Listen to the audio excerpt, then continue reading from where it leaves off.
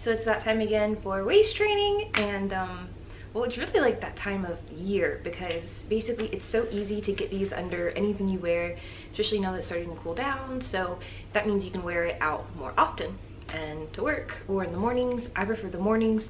You really have to I'm going to talk about the schedule to get used to wearing it every day, so then you actually stick with it, because waist training is one of those things where if you really want the quickest results, to go down inches, we're talking about 4 to 5 inches within 3 months, which is that's a lot, then there's a certain way to do it that I think will get you better results, and it's something that you can maintain for long term. Okay, first off, if you don't know okay, why do some people waist train? For me, basically it just takes your rib cage, especially by your floating ribs, and it makes it smaller. It makes it the smallest it's basically ever going to be in your life.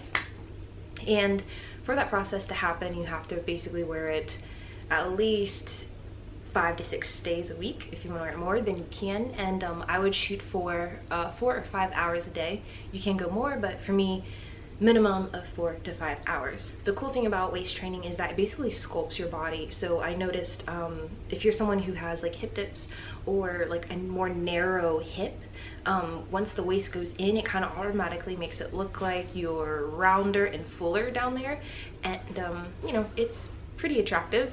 I think narrow waists have kind of always been in, even since the 20s. If you read especially some of the more famous actresses, their measurements, it's usually 22 inches, 23 inches. I mean, they were on it. So I just measured my waist, and just from doing this I've been doing it routinely for the last 2 weeks, I've already got down from a 27 inch to now I'm 26 and a half. So I've gone down half an inch, which isn't too bad. I'm hoping to get back down to a 24 inch because that was awesome. That was the smallest I got, and I think it was last fall, and I reached that point I think after the 4 or 5 month mark of waist training. And last year I started out with a 29, if not a 30 inch waist, because I had some extra fat in my stomach.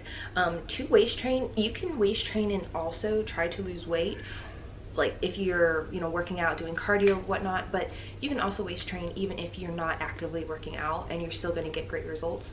There are some people who actually waist train, and if they're bulking and trying to put on more pounds in the right areas, they can still do that and still waist train. Their waist will still get smaller, and it kind of just helps redistribute that weight. So really, you don't have to waist train to lose weight. I mean, some people do, especially if you're keeping it on when you're eating. I think that's the easiest way, because it definitely limits how much you tend to stop when you're actually full, not when you've pushed yourself past that full limit. So you'll feel lighter. You don't really feel hungry during the day. It's you're not depriving yourself of eating. You're not indulging as much as you normally would if you weren't wearing the waist trainer. So the easiest, I guess, daily routine for me is to make sure that I take my showers usually the night before. I notice if you take your showers in the morning, sometimes it can throw you off, because obviously you can't wear this before or during your shower. So it's easier for me to just take the shower at night, so then as soon as I wake up in the morning and I'm out of bed, I can just throw this straight on, and I don't have to worry about taking it off to shower later.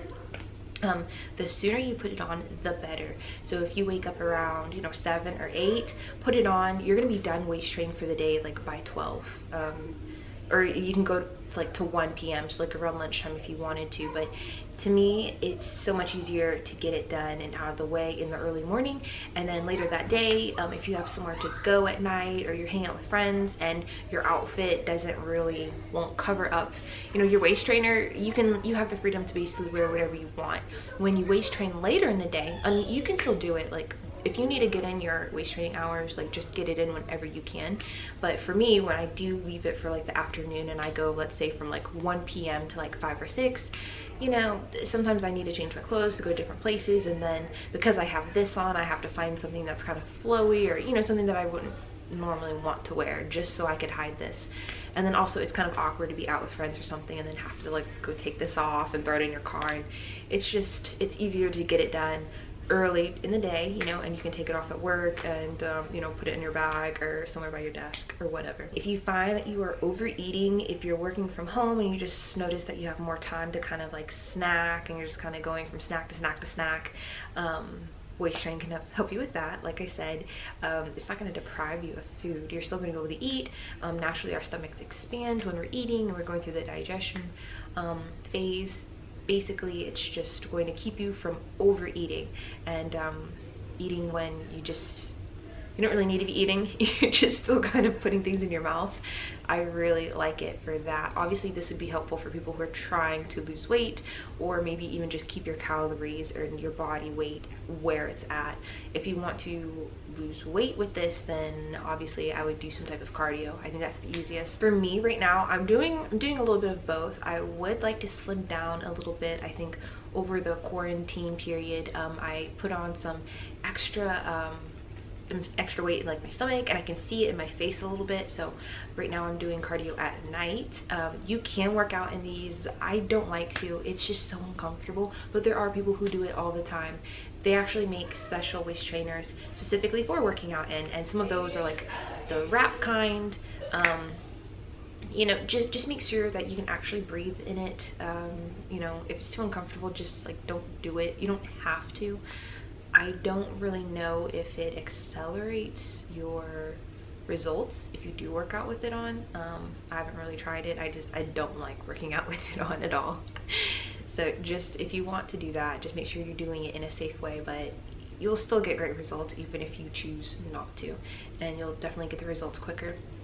Right now I'm wearing one of the ones that you see everywhere. You could buy them on Amazon and whatnot. I have a really nice like $100 corset that I'll be moving back into. The only bad thing with the corset is that it does take a little longer to put on than this in the morning, so sometimes I just like throw this on. Also, this gives you breathability and, you know, room to move and bend and still do things while also waist training. With the corset, you're kind of just stuck in certain positions, and you know, definitely by the end of 4 or 5 hours you're just so ready for it to come off. But the results you get with corset, I mean, they're amazing. That's why I still have it, and I'm going to be moving back into wearing it. But for right now, this is kind of like the longer route, but only slightly longer. Like, people, I don't want to like downplay these types of waist trainers, because like people get great results. I've gotten great results just using this type.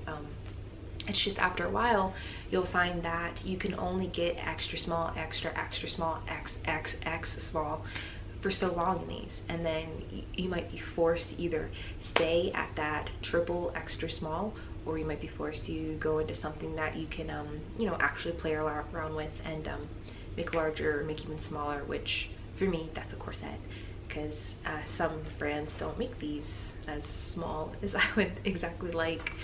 Also, another bad thing about these is well, the cool thing is you can wash them, but also sometimes I feel like they get a little stretched out. So if you notice that yours is getting, you know, stretched out, not necessarily because you're going down in size, but just because you've been wearing it, and maybe when you're eating your stomach's like going out and then in and then out again, whatever, I would say to get it back into its shape, wash it. That'll really help. And I would maybe air dry it so you don't have any of these things come out. I can't remember what this is called. I'm just gonna call it piping right now, but you definitely don't want these to pop out, because what's inside here is like metal, and it hurts. It'll be like poking you. So that's all for me. I just wanted to come back on here. I'll be doing weekly updates and doing measurements. Like I said, right now I'm at 26 inches. Should have showed you guys that. Next week I will show you, and we'll see if I went down another ½ inch to get all the way at 26. When I started 2 weeks ago, I think I was around 27, maybe 27.5. It's important when you are measuring yourself, make sure that, well, number one, you haven't like just eaten, so you're not all bloated, and number two, I would wait until after you have whatever bowel movement that you know, you have, whether that's every day, every 2 days, because you don't want to cheat yourself. Obviously our stomach is expandable, and so sometimes it's looking a little rounder, sometimes it's looking a little smaller, and also it's best to measure yourself first thing in the morning. I don't know if you guys noticed, but usually you have like morning abs first thing in the morning, so yeah, I would do it first thing in the morning. Make sure you don't have any extra waste in there, or wait until that bowel movement happens. And yeah, just so you can get the most accurate results, and it'll help, you know, motivate you to wear it more.